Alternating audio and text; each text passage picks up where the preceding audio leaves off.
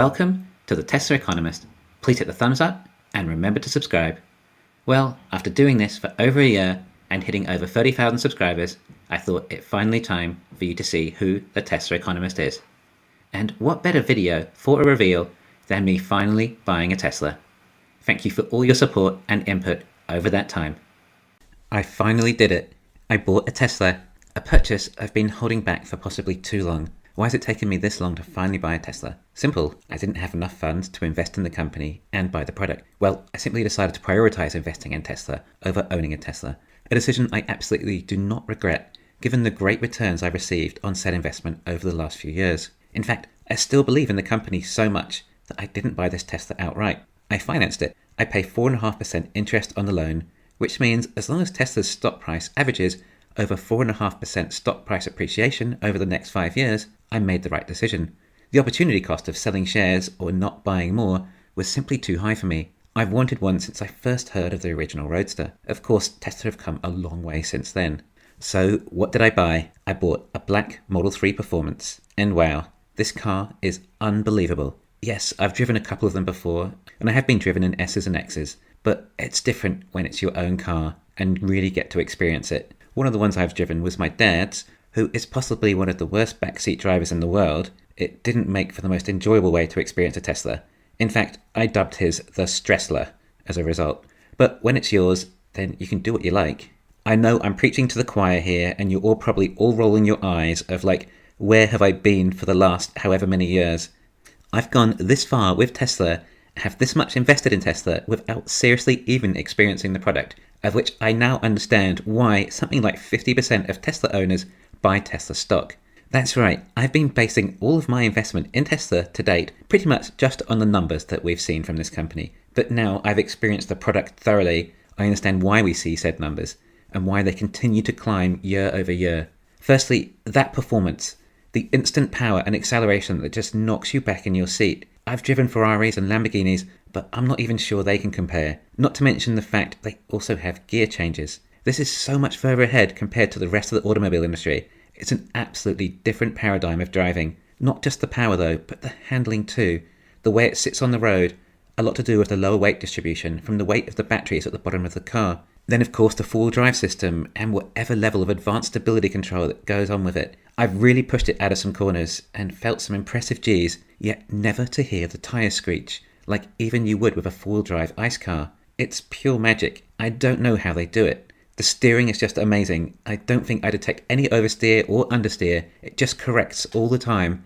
I am blown away. It never loses any traction. Not only that, I even tried it in the rain. I tried to see what would happen if I lost traction in the rain. Now, in the Mercedes or BMWs I've had in the past, this is a slight loss of traction and then the traction control kicks in very fast and slows the car down dramatically. In the Tesla, the traction control lights came on, but there was no loss of traction at all that I noticed, and the car barely slowed down. And bear in mind, the Tesla is so much more powerful than the other cars. Granted, the Tesla is four-wheel drive, which does obviously help a lot. For example, an Audi Quattro is better at maintaining traction, but will still lose some traction and slow the car. This is just phenomenal technology, and likely partly due to the immediate responsiveness you get from electric, due to having so much more torque and instantaneous power, rather than having to reach certain revs until you reach peak power. It sits on the road so well. The way the car has been designed is just absolute genius, and designed by a serious avid car enthusiast. Might remind you that Elon Musk did buy a McLaren F1. He loves cars, and he made the best car he could imagine. Right, this car is actually quicker than some versions of McLaren F1. The first day I got it, I rinsed about 40% of the battery in just a couple of hours testing it out. Something I've been waiting to do for so long. Really test out this product and compare it with every other car I've driven before. And right, that is just the handling and performance we're talking about. We aren't even getting into the technology yet. Okay, the voice recognition is not quite at the same level of Siri, but it's a lot better than my Mercedes, and obviously will improve within time, or perhaps the more it gets to know my voice. But the things it can do are just so useful. For example, I asked it to heat my steering wheel and heat the rear seats, and it did. It's just so cool.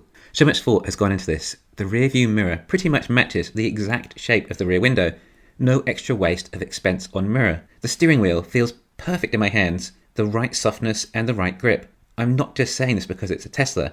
Everywhere I keep seeing so much thought and attention to detail has gone into this car. The way the front cuts out exactly at the bottom of the windscreen, I used to appreciate my German cars like this, but we're at a totally different level now. And the one-pedal driving. All this effort I've been putting in my entire life, having to continue to take my foot off the accelerator and press the brake, like some Neanderthal, and all that wasted momentum that gets transferred into poisonous brake dust everywhere.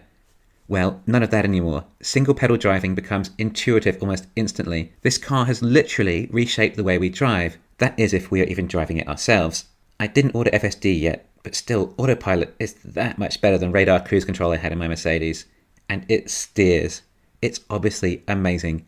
And this is, for lack of a better word, primitive technology when compared to what Tesla have achieved with FSD. I guess I probably should upgrade to FSD too, but where I live, autopilot is pretty much good enough, and I wouldn't be able to get the beta versions yet either. With the Tesla, I now get to feel sanctimonious everywhere I go, as my driving doesn't emit any poisonous gases that are killing our planet or people, and I honestly can't help myself waving at every other Tesla driver, and they seem to always wave back, just like we know how much better our lives are because of this car, and how smart we are to know. Yes, we feel smug.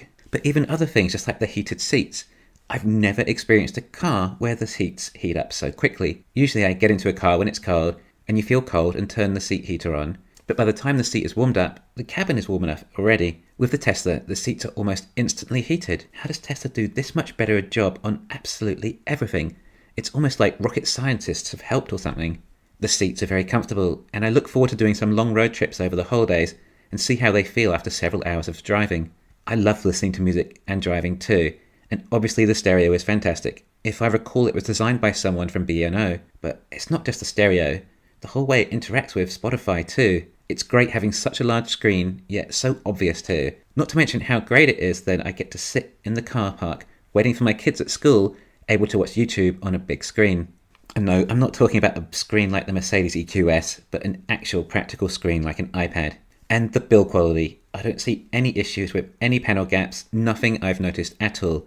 It's all perfect. Bear in mind, mine was made in Shanghai. But even if there were gaps, I don't think I would care that much.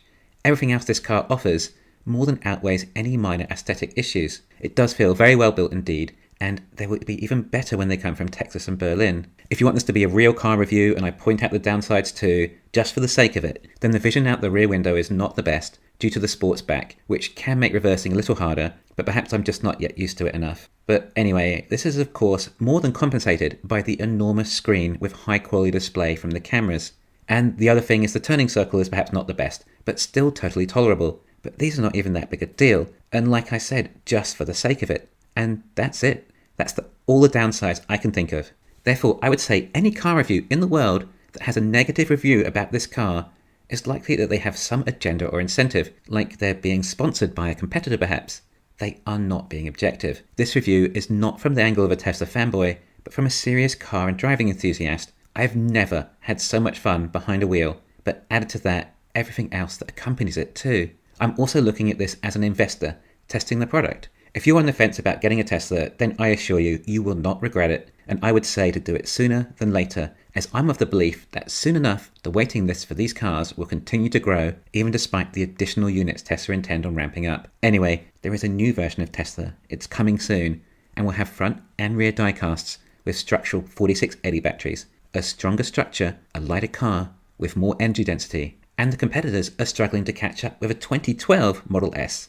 Get your head around this. Do you understand how much further ahead Tesla is than everyone else? I'm just incredibly grateful to Elon and everyone at Tesla who worked so hard to make something so advanced for us that truly improves our standard of living a huge amount. I still have a Plaid on order as well. I can't begin to imagine what level that is again, assuming I can afford to buy it. So please subscribe so I can do lots of reviews on that too. Thanks for listening. Please hit the thumbs up and subscribe. You can follow me on Twitter and talk to me on Patreon.